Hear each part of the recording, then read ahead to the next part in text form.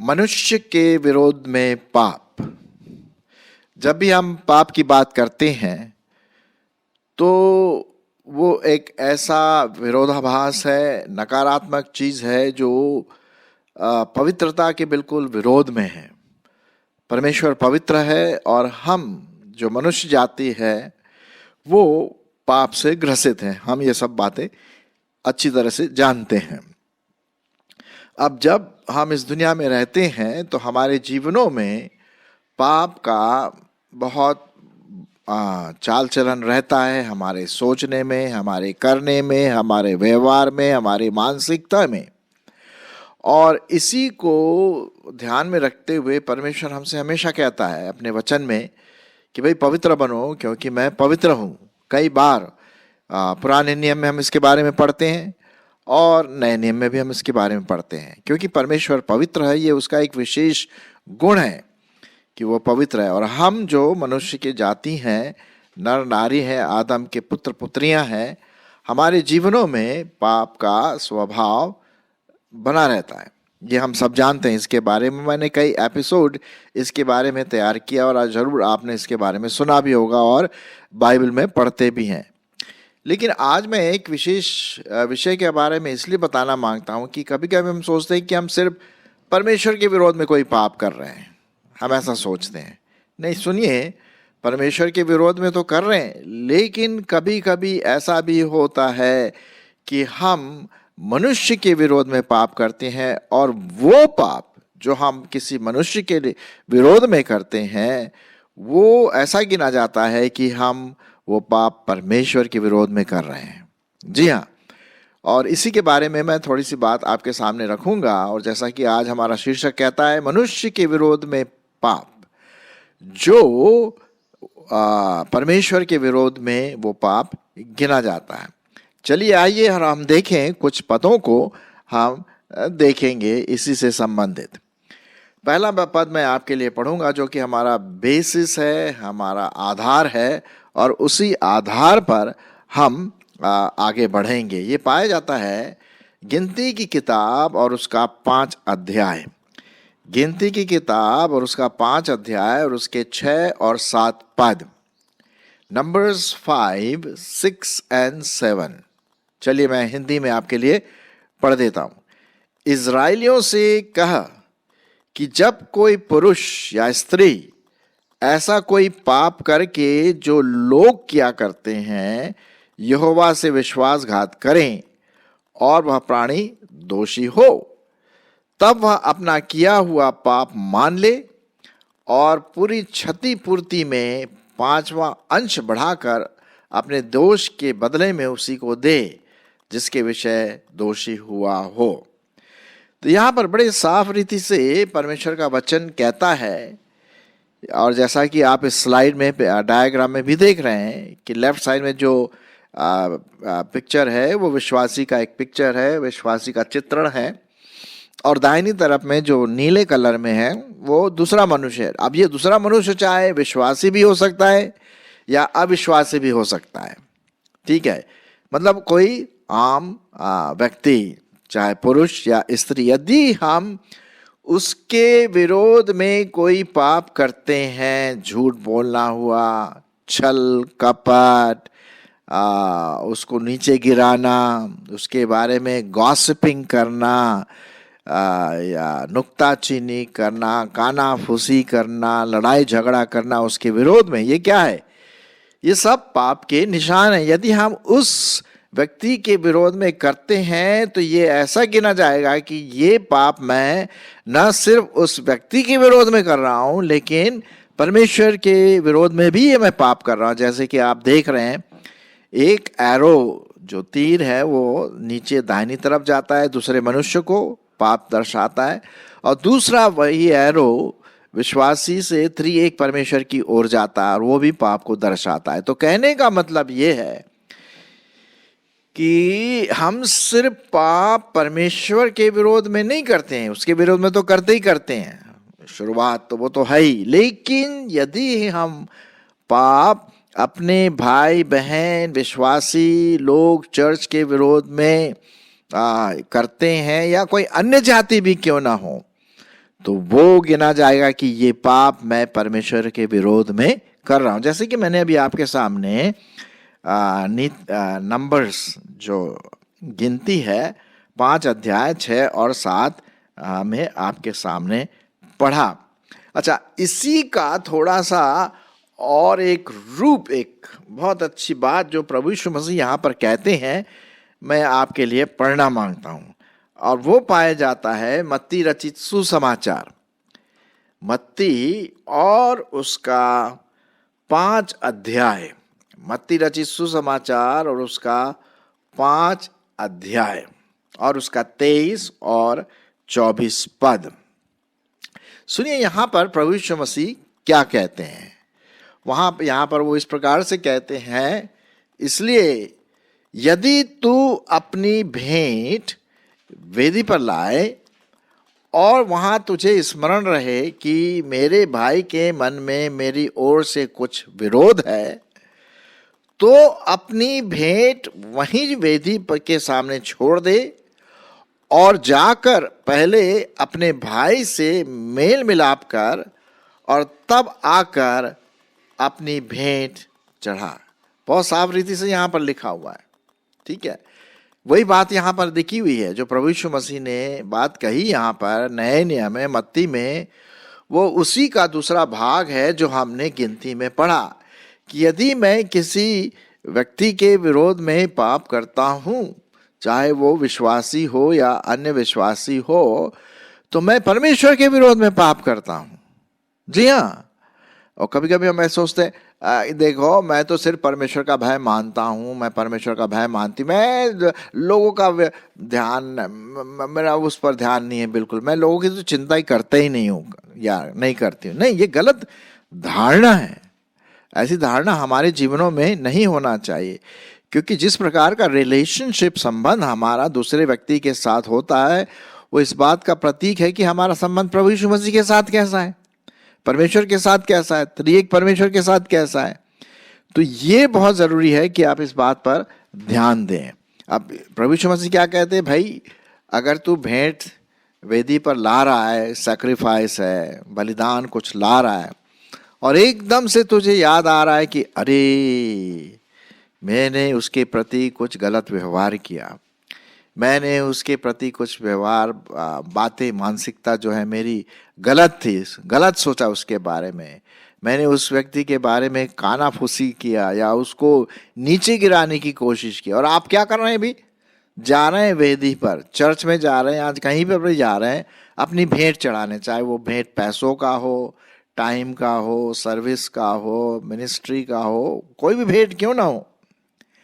यदि आप सोचते हैं कि यार मैंने इसके विरोध में ऐसा किया, तो एकदम से प्रभु यीशु मसीह क्या कहते हैं, वहीं पर छोड़ दे। वो भेंट जो तू ला रहा है पहले उसको तू वहां छोड़ और अपने भाई से या बहन से जिसके विरोध में तुमने कुछ बात की है, पहले उससे माफी मांगो, उससे मिलनसार हो, एक हो।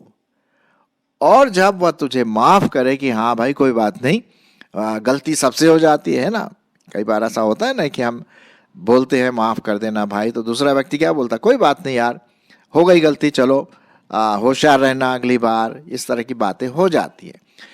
तो जब ये बातें क्लियर हो जाती हैं, तब आप वो भेंट जो आप चढ़ाना चाहते हैं परमेश्वर के सामने, परमेश्वर की वेदी में, परमेश्वर के घर में, तब उसका मतलब आता है, तब उसका मतलब आता है, उसका मीनिंग है, उसका वैल्यू है। हाँ, लेकिन अगर मैं मन में कुछ कटुता रख करके और कुछ गलत धारणा दूसरे व्यक्ति के बारे में रख करके यदि मैं अपनी मिनिस्ट्री, भेंट या जो भी मैं चढ़ाऊं परमेश्वर को, वो बिल्कुल बेकार है, बिल्कुल बेकार है। क्योंकि एक बार एक जगह पे लिखा हुआ पुराने नियम में, शायद आपको याद होगा, भाई तुम लोग गीत गाते हो, हाँ, और तुम लोग दान करते हो, म्यूजिक बजाते हो, सब मेरे लिए क्या है, ये मेरे लिए नॉइज है, आवाज है, फालतू का शोरगुल है। क्यों? क्योंकि तुम्हारा हृदय मुझसे दूर है। मुंह से तो तुम मेरे को बोलते हो स्तुति, लेकिन मन में कुछ और है। तो यहां पर हम देखते हैं कि हमारा जो मन है, हमारा जो विवेक है वो साफ रहने की जरूरत है। यहाँ पर विवेक की बात आती है, अंतःकरण जिसे हम कहते हैं, कॉन्शियस जिसे हम कहते हैं इंग्लिश में, उसको साफ रखने की अत्यंत आवश्यकता है। और यही बात प्रभु यीशु मसीह कहते हैं कि भाई तुम उसको छोड़ो और एकदम से जाकर के माफ़ी मांगो, क्लियर करो और फिर आकर के अपनी भेंट वेदी पर चढ़ाओ। एक और इंटरेस्टिंग बात मैं यहाँ पर कहना मांगता हूँ, जो पौलुस भी लिखता है और पाया जाता है पहला कुरिन्थियों उसका 12 अध्याय और 27 पद। पहला कुरिन्थियों उसका 12वां अध्याय और उसका 27 पद। ठीक है, यहाँ पर हम देखते हैं देह के बारे में। ठीक है, देह, शरीर के बारे में। और यदि आप इस शरीर के बारे में देखें, विशेष करके 12वां अध्याय में, तो देह के बारे में बहुत कुछ कहता है कि देह में कई प्रकार के अंग पाए जाते हैं। हाथ है, कान है, आँख है, पैर है ना, कई प्रकार के अंग हैं। अच्छा, ये सब अंग क्या है? एक दूसरे से जुड़े हुए हैं। अब जैसे मैं अभी बोल रहा हूँ, मेरे हाथ में मोबाइल है, मेरे आँख जो है परमेश्वर का वचन पढ़ रही है, मैं अपने हाथ से कुछ कर रहा हूँ, है ना। तो ये सब अंग जो हैं एक दूसरे का साथ दे रहे हैं। अगर इनमें से एक भी अंग ठीक से काम करना बंद कर दे तो साहब बड़ा मुश्किल हो जाएगा। आप अच्छी तरह से जानते हैं, बहुत मुश्किल हो जाएगा, है ना। तो उसी प्रकार से आत्मिक रीति से हम क्या हैं? प्रभु यीशु मसीह के अंग हैं, एक दूसरे के अंग हैं। और हमारा जो सिर है, हमारा जो हेड है, वो कौन है? प्रभु यीशु मसीह। ठीक है, तो अब यहाँ पर मैं आपके लिए पढ़ना मांगता हूँ कि क्यों हमें एक दूसरे के विरोध में कोई बातें नहीं, गलत बातें नहीं सोचना है, करना है, विशेष करके विश्वासियों के जीवन में भी। चलिए मैं आपके लिए पढ़ देता हूँ। पाया जाता है पहला कुरिन्थियों उसका 12 अध्याय और उसका 25 पद से, ताकि देह में फूट न पड़े, परंतु अंग एक दूसरे की बराबर चिंता करते रहें। इसलिए यदि एक अंग दुख पाता है तो सब अंग उसके साथ दुख पाते हैं, और यदि एक अंग की बढ़ाई होती है तो उसके साथ सब अंग आनंद मनाते हैं। इसी प्रकार तुम सब मिलकर मसीह की देह हो और अलग अलग उसके अंग हो। और परमेश्वर ने कलीसिया में अलग अलग व्यक्ति नियुक्त किए हैं, जैसे प्रेरित, भविष्यवक्ता, शिक्षक, सामर्थ का काम करने वाले, उपकार करने वाले और नाना प्रकार की भाषा बोलने वाले, है ना। तो यहाँ पर पौलुस जो इफिसियों नहीं, कुरिन्थियों की जो कलीसिया को जो लिख रहा है कि हम सब जो अंग हैं वो प्रभु यीशु मसीह के देह के अंग हैं और एक दूसरे से जुड़े हुए हैं, है ना। हाथ का काम अलग है, आंख का काम अलग है, पैर का काम अलग है। तो क्या एक अंग दूसरे अंग को दुख पहुंचाता है? क्या जानबूझ के मेरा हाथ ब्लेड लेकर के मेरे पांव को काटेगा? ये तो मूर्खता वाली बात होगी, बिल्कुल मूर्खता वाली बात होगी, है कि नहीं। क्या कोई अपने अंग को दुख पहुंचाता है?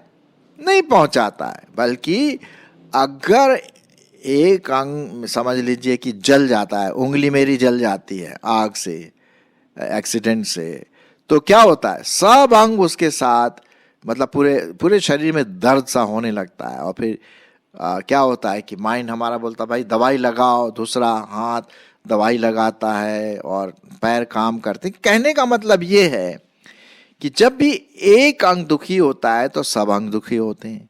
एक अंग को आनंद मिलता है तो सभी आनंदित होते हैं आत्मिक रीति से। उसी प्रकार से हम भी जो विश्वासी हैं, अपने आप को विश्वासी कहते हैं, हमें क्या करना है? एक दूसरे की चिंता करनी है, परवाह करना, ना कि एक दूसरे को काटना है।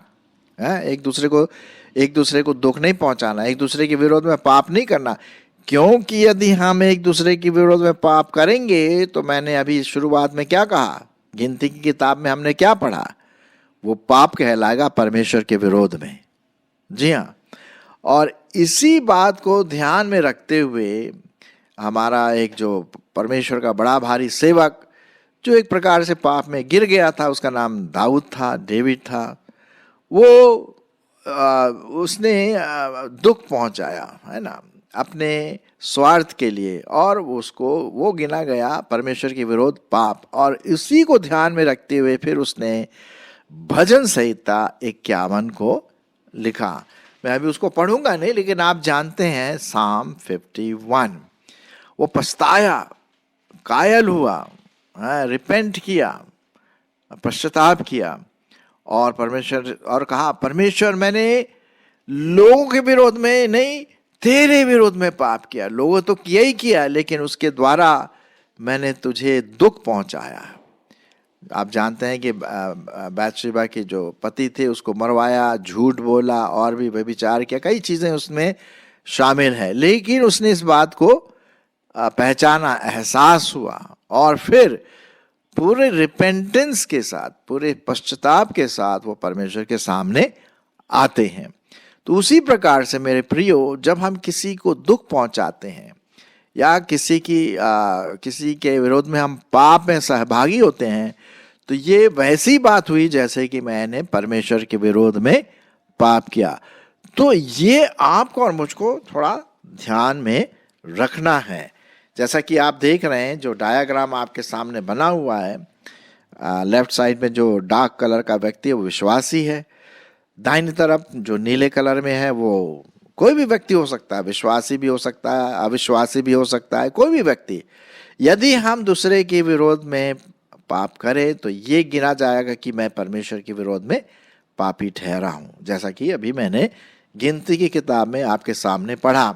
और यही बात नए नियम में प्रभु यीशु मसीह दोहराते हैं कि भाई, अगर तू भेंट देने आ रहा है परमेश्वर के घर में और तुझे याद है कि तूने किसी को धोखा दिया है या छल की बात की है, कपट की बात की है, लड़ाई झगड़ा हुआ है, मानसिकता, नकारात्मक मानसिकता उसके प्रति है, तो ये सब अपना जितना भी दान वान जो भी भेंट है छोड़ दे, पहले जाकर के उससे मिलनसार हो, माफी मांग, यदि माफी मांगनी है जो भी है, चुकता कर, यदि पैसा उसको देना है या कुछ ऐसी चीज है जो उसको देना है उसको पूरा कर, तब आकर के भाई अपनी भेंट को परमेश्वर के सामने चढ़ाओ, तब परमेश्वर उसे बड़े खुशी से ग्रहण करेगा। तो लिखा हुआ है बाइबल में एक जगह पे, पहला सामुएल की आज्ञा मानना भेंट चढ़ाने से, बलिदान से उत्तम है। Obedience is better than sacrifice. तो इस बात का आप ध्यान रखें। आज हमने देखा कि किस प्रकार से मनुष्य के विरोध में अगर हम पाप करते हैं तो ये गिना जाएगा कि वो पाप मैंने परमेश्वर पिता के विरोध में किया है, और इसलिए मुझे दोनों तरफ से माफी मांगनी है, दोनों तरफ से मुझे पश्चाताप करना, उस व्यक्ति से भी और परमेश्वर से भी। मुझे याद है कि जब मैं नया नया क्रिश्चियन था, प्रभु में नया नया आया था, तो मैंने चोरी किया था, 100 रुपए की चोरी किया था। मुझे पता था कि ये गलत है, लेकिन मैंने किया था और उसको इस्तेमाल किया, और घर के लोग सब मेरे से पूछने लगे कि क्या, कहाँ गया, ये हुआ। मैंने बोला, झूठ बोला मैंने, पहले तो चोरी किया फिर झूठ भी बोला, क्योंकि एक झूठ को छुपाने के लिए दो तीन झूठ बोलने पड़ते, तो ऐसा हुआ। फिर परमेश्वर की आत्मा ने मुझे कायल किया कि देखो भाई, तुम क्रिश्चियन हो और तुमने झूठ बोला, चोरी किया, ये तो गलत है। और तब मैंने जाकर के उस व्यक्ति से, जो मेरे रिलेटिव थे, उनसे कहा कि देखिए, आपको याद होगा कि एक समय था, कुछ समय पहले 100 रुपए गायब हो गया था, वो मैंने चोरी किया था, मैं आपसे क्षमा मांगता हूँ। और फिर मैंने परमेश्वर से भी क्षमा मांगी। तो ये बहुत ज़रूरी है कि यदि हम किसी के विरोध में, विशेष करके मनुष्य के विरोध में कोई पाप हम करते हैं, तो वो परमेश्वर के विरोध में गिना जाएगा, और इसलिए हमें दोनों से माफ़ी मांगनी है, उस व्यक्ति से भी और परमेश्वर से भी, ताकि हमारा उसका संबंध बिल्कुल साफ और क्लियर हो जाए। सो आइए मेरे प्रियो, इस बात को ध्यान में रखते हुए कि मनुष्य के विरोध में जो भी पाप अगर हम करते हैं तो वो गिना जाएगा परमेश्वर के विरोध में, और इसलिए हम परमेश्वर के सामने आए। और जैसे भजन संहिता 51 में लिखा हुआ है, एक प्रायश्चित वाला प्रार्थना, एक पश्चाताप वाली आत्मा, एक मानसिकता जो पवित्रता को दर्शाती है, पश्चाताप को दर्शाती है, क्योंकि परमेश्वर टूटे मन को, नम्र हृदय को बहुत आदर देता है। अपने वचन में उसने लिखा है। तो याद आइए, यदि आपके जीवन में कोई ऐसा व्यक्ति है जो भाई जिसके बारे में आप अभी सोच रहे हैं, जब आप ये मैसेज सुन रहे हैं, तो एकदम जाइए उसके पास, और जो भी विरोध बातें आपने किया है या पाप किया उसके विरोध में जो भी है, माफ़ी मांगे, और वही बात जाकर के आप परमेश्वर से माफ़ी मांगे। देखिए, परमेश्वर आपको बहुत आयत से अपनी आशीषों से परिपूर्ण करेगा, और मेरी ऐसी आशा है कि आप ऐसा ज़रूर करेंगे।